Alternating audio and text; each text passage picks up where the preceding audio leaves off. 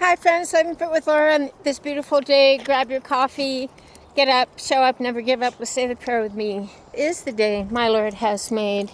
I will rejoice and be glad. I'll continue moving forward to those things that lie ahead, putting behind me those things that lie behind. I will accept, adjust, and adapt to those things I cannot change. Many times depression is caused from resisting those things we cannot change, whether it be something that happened in the past. We regurgitate it, we agonize about it, we don't accept it, so we don't move on, and we are creating our own depression by not accepting what we cannot change. You would be amazed at the relief we have when we accept those things we cannot change. What are those things?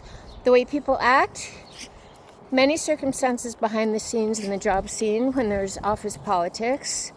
Many things we cannot change. However, we do not resign ourselves to misery. When we are resisting accepting the past, we can easily become depressed, but we are resourceful and resilient, and we do not resign ourselves to accepting poor behavior from ourselves. We are resourceful and resilient in deciding to have a clean and healthy and positive mindset. We are resourceful and resilient in deciding to have forgiveness towards ourselves and others. Resigning ourselves is kind of a term for giving up. I don't want us to think of that term.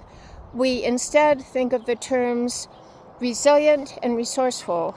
When we find ourselves feeling bad about things in the past that we cannot change, welcome to being human, welcome to the human race. However, we must never dwell on those things because it can very most definitely cause depression.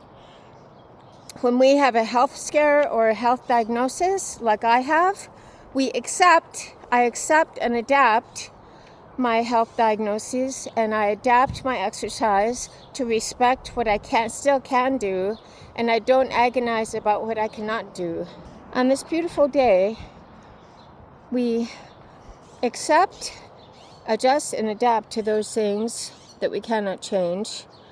We do not resist change because that can cause depression. We are resourceful and resilient in adapting and adjusting and seeing the beauty and not the garbage. However, I would like us to remove from our vocabulary the word resign. We do not resign ourselves to be miserable or to say, well, this is just a lousy situation and I have to accept it. No, resign is kind of a very weak verb in that we are giving up.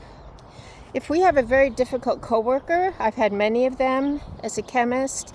I've worked with many people that are unpleasant, very competitive and conniving, and I am not conniving or competitive.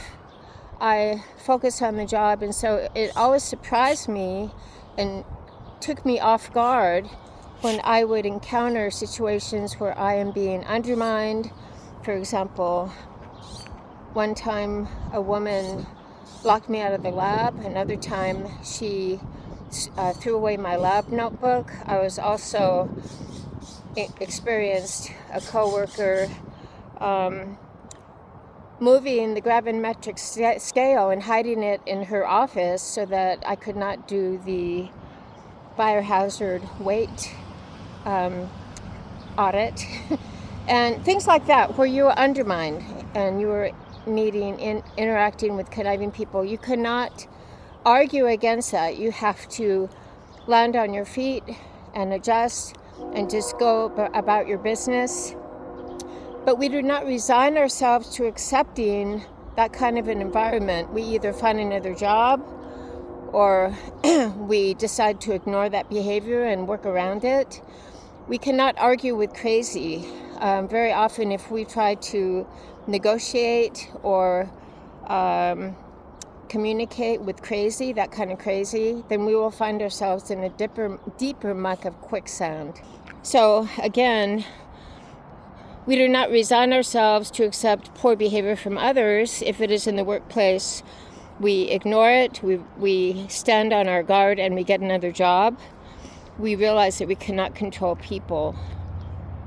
Everyone have a great day. I'm going to get my exercise. I'm going to focus on the beauty and not the garbage. I'm going to choose to be sane, stable, serene, and strong. Living Fit with Laura. Who wants to join me?